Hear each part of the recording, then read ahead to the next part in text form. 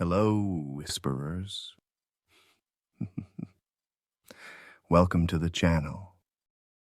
If you enjoy tonight's tale, don't forget to like, subscribe, and share. It helps more than you know.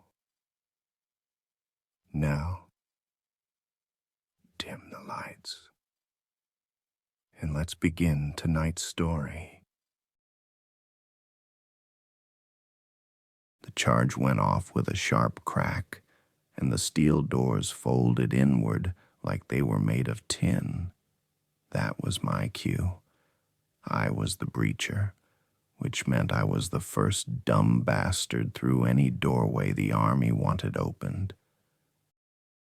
My boots hit the threshold, shotgun up, ears ringing from the det blast, and the office lobby yawned out in front of us. Quiet. Too quiet for what command had promised would be an active hostile situation. We swept in fast, 12 men in 2 fire teams, rifles covering every angle while I kept close to the stack. Fluorescent lights hummed overhead, some flickering like dying stars. Glass doors rattled in their frames from the pressure wave. A potted plant lay tipped over in the corner, soil scattered across polished tile. Nothing moved. We'd been told this was a terrorist nest, some militia freaks squatting in a corporate tower, using it to coordinate attacks. If I had questions, they weren't mine to ask. Kick the door, clear the rooms, neutralize threats. That was the job. Still, I couldn't ignore how wrong it felt. Offices don't go this dead in the middle of the day. There should have been noise, phones, footsteps. Instead, the only sound was our breathing through mics and the occasional creak of gear. "Alpha, clear left," my squad leader barked. We fanned out. Hallways stretched in both directions, lined with glass-walled conference rooms. Papers were scattered across desks like people had left mid-sentence. A half-eaten sandwich sat beside a keyboard, still damp. And then came the sound, clang, clang, clang, the echo of a weld torch behind us. I spun back just in time to see engineers outside fusing the steel doors shut. Sparks showered bright against the glass, our only way out sealed in molten lines. Nobody said a word, but we all felt it, like a lid slamming on a coffin.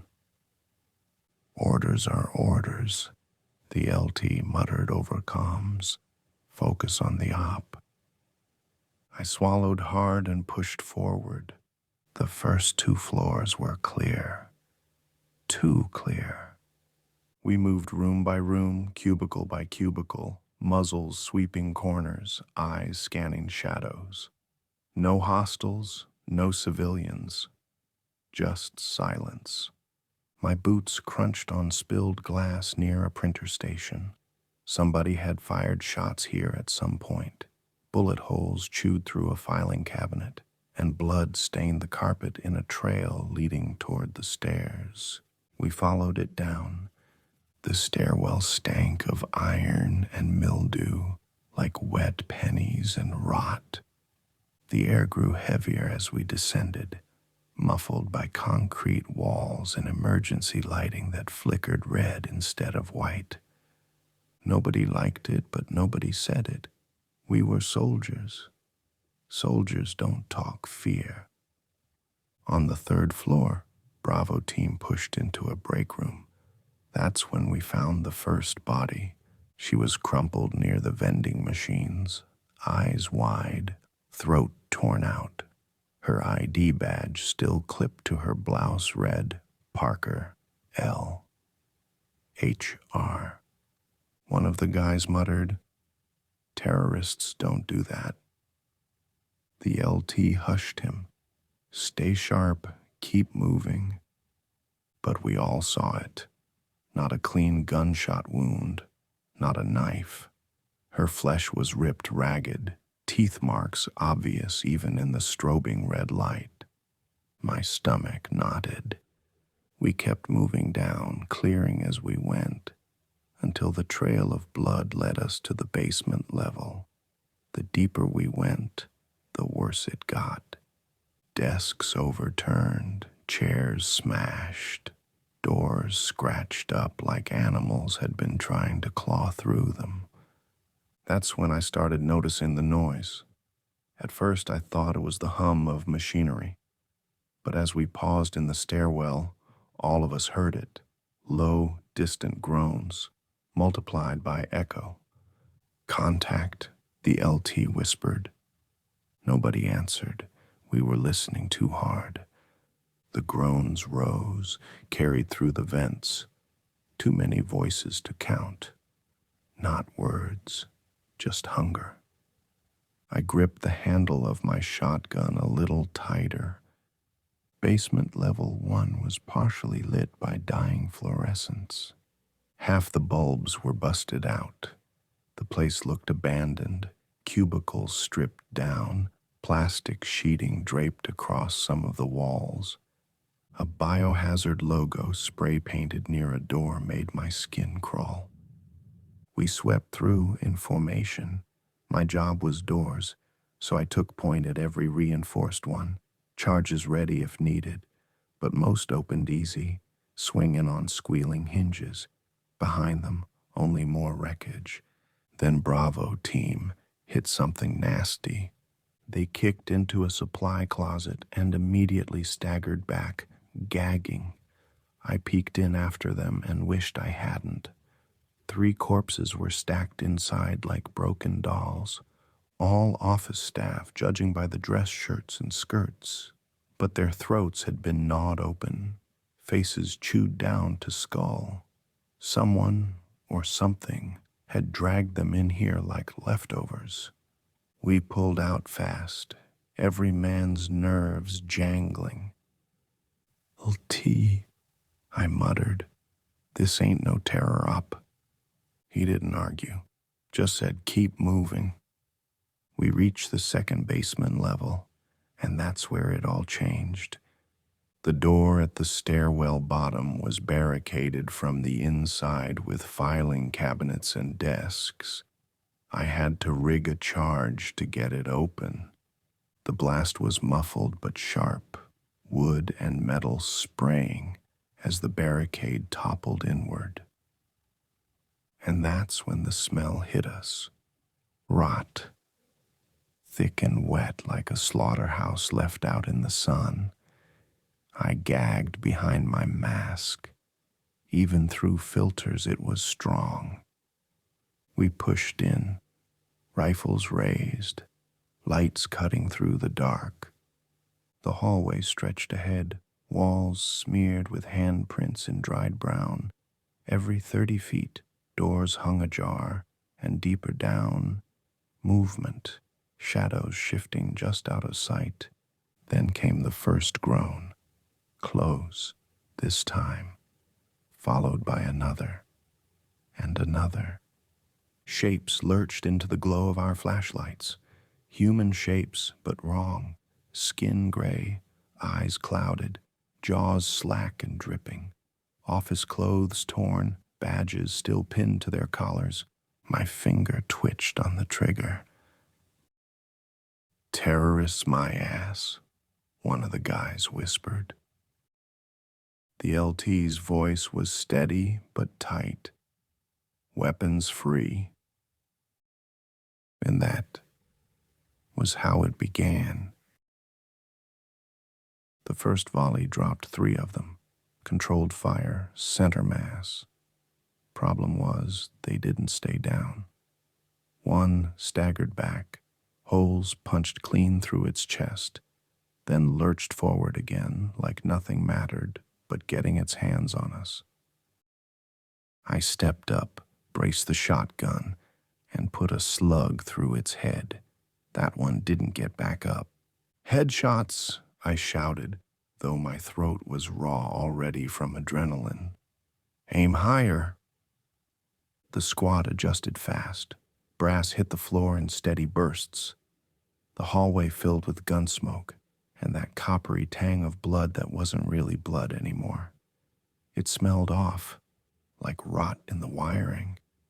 Bodies fell and stayed down this time, but every man was rattled. We stacked against the next corner, listening. Groans echoed ahead, dozens at least. The LT whispered, "Bravo, you cover. Alpha on me. Breacher, doors are yours." I swallowed hard, swapped to buckshot, and led us forward. The office basements were built like a damn maze of storage halls and maintenance rooms. But the deeper we went, the clearer it became. This wasn't just corporate junk space. Doors marked restricted access led to reinforced chambers with servers, heavy locks, and strange warning symbols. Biohazard, radiation, chemical storage. None of this screamed accounting firm. We cleared a long corridor where filing cabinets had been stacked chest high, like someone tried making a barricade. Behind it, more of the dead waited. Their eyes caught the beam of my light and glowed pale. The charge on the barricade went off with a muffled thump, and the cabinet toppled. Zombies spilled over like water breaking a dam. They were fast, not sprinting but urgent, arms clawing, jaws snapping. We unloaded into them. I fired until the tube ran dry, reloaded with hands that shook despite myself. The noise was deafening in the concrete tunnels, gunfire shouting the scrape of boots against tile. One of Bravo's guys went down, tackled under a pile. I saw teeth sink into his shoulder before the LT's rifle put 3 rounds through the skull, chewing on him. The soldier still screamed, clutching the wound. We dragged him back, but everyone knew what that meant. Nobody said it out loud. By the time the last body dropped, we were running low on ammo. My vest was light, shells already half gone. Sweat stung my eyes despite the freezing air. That's when we found the service tunnels. The entry hatch was ripped open, hinges bent. A cold draft pushed through, carrying with it a noise that turned my stomach, an endless chorus of groans, deeper than what we'd already faced. We pushed down the tunnel with flashlights. The walls were concrete, wet with condensation, and halfway down, we hit something unnatural. Steel grates lined one side of the tunnel, and behind them were cages. Empty now, doors torn open, but the floors were stained dark, drag marks leading out. A sign above the grates made my skin crawl. Property of ViraClean Solutions. Testing Facility B. Urban Containment.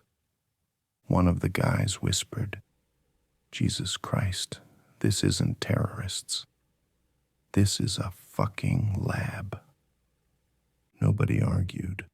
The further we went, the louder it got. We reached another access point, this one intact heavy door welded from the outside.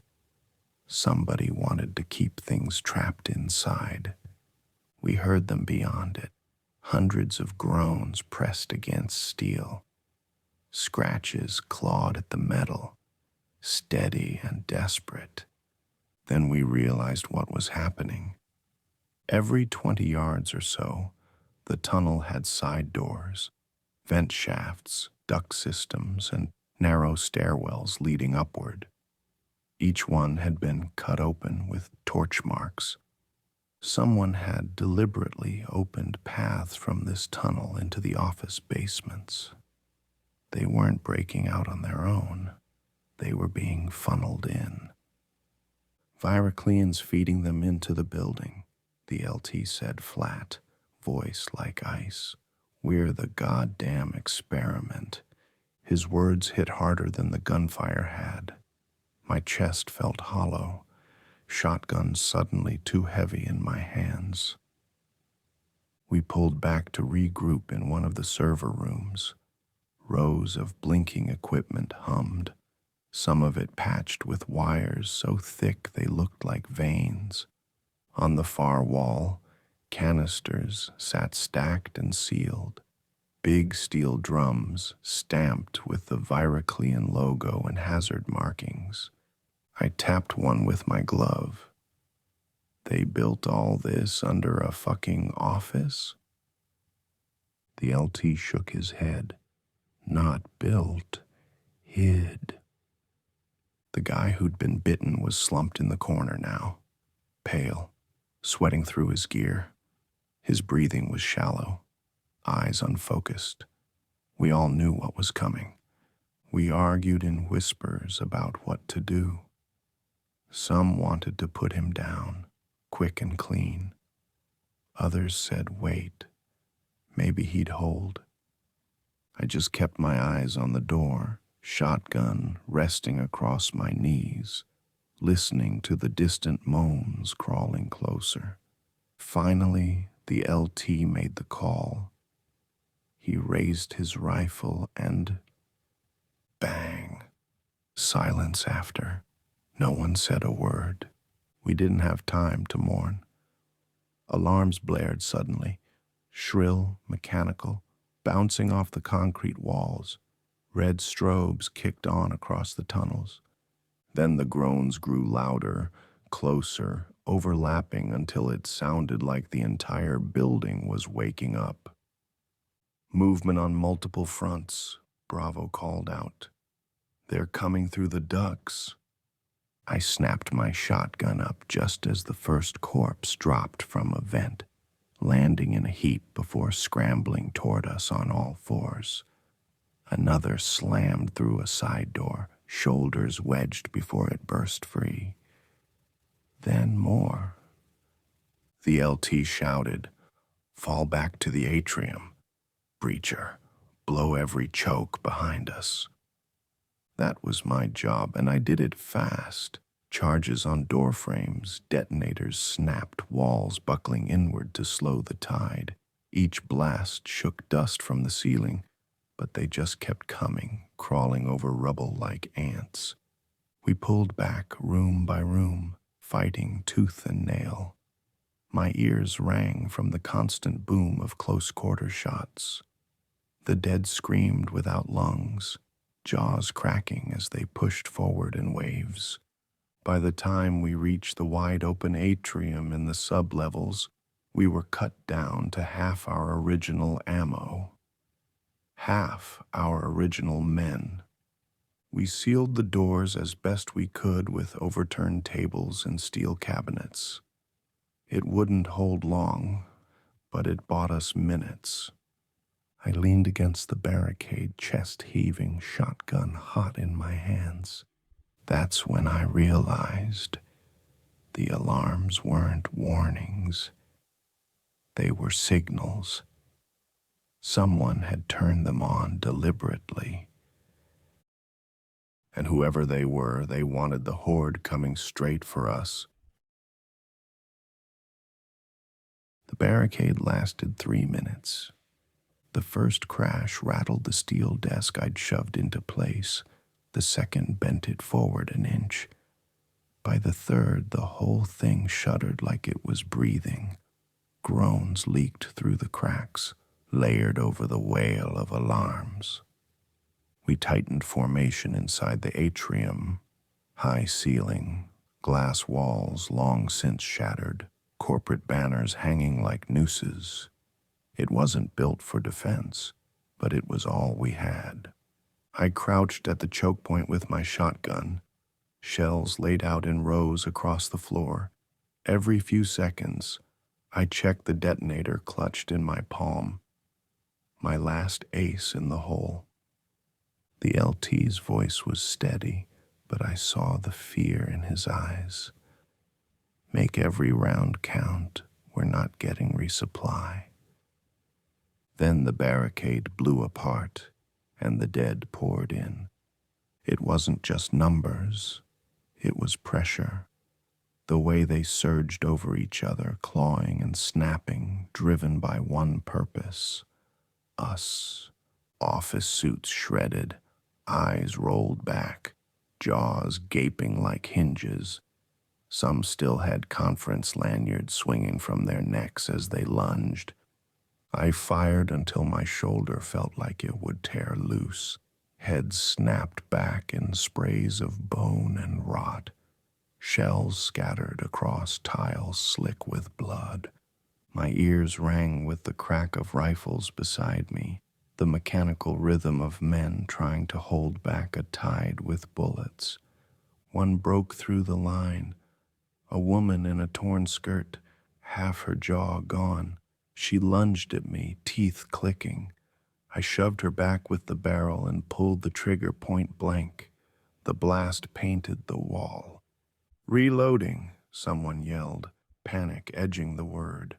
I slammed fresh shells into the tube, hands fumbling. The barricade was gone, the dead spilling like floodwater into every corner. We fell back to the second line, an overturned reception desk. Claymores had been planted in the stairwells, and the LT gave the call. Boom! The charges ripped half a dozen bodies apart, torsos tumbling down the stairs, legs twitching. For a heartbeat, silence. Then the next wave climbed over the ruins. One of Bravo's men screamed as he went down, pulled into the swarm. His rifle barked as they dragged him under, muzzle flashing until it cut off. I wanted to go for him, but the LT grabbed my vest and yanked me back. No saving him. Focus fire. I did, even as his screams echoed in my ears. Hours blurred, maybe minutes. It was impossible to tell time in that nightmare. We fought until our throats were raw and magazines ran dry. At one point, I swung the shotgun like a club, stock cracking skulls because I had nothing left loaded. The dead didn't tire. They just kept coming. Finally, we collapsed into the last fallback, the records vault at the far end of the atrium. Thick steel door, mechanical lock. We piled in, dragging filing cabinets to wedge against the frame. The LT keyed his radio again and again, begging for extraction. All we got was static. I sat against the door, shotgun across my lap, and listened to the pounding outside. The steel shook with every impact. Groans seeped through the seams, hundreds of voices merging into one endless howl. That was when we found the terminal. It was tucked in the corner of the vault, monitor still on, glow painting the walls sickly green. Files scrolled across the screen. ViraClean Solutions. Urban Containment Trial 07. I scrolled further, hands trembling, notes, logs, clinical language, subject infiltration successful, squad sealed, hostiles funneled through sublevels, observe response time and casualty rate. My stomach turned to ice. They weren't just watching us, they had planned us. One of the guys slammed his fist against the wall. We're fucking lab rats. Nobody argued.